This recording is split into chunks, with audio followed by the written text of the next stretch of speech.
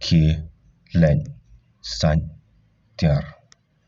Go wash the utensils.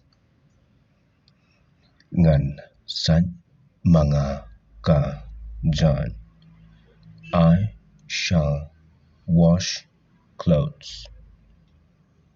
U huggies ru la lun. Huggies also are Finnish.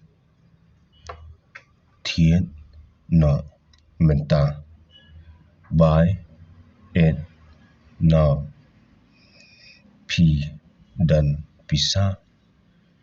Do you have money? Ngan hab shim, shah.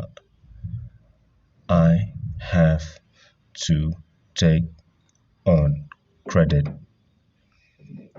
I have to take on credit.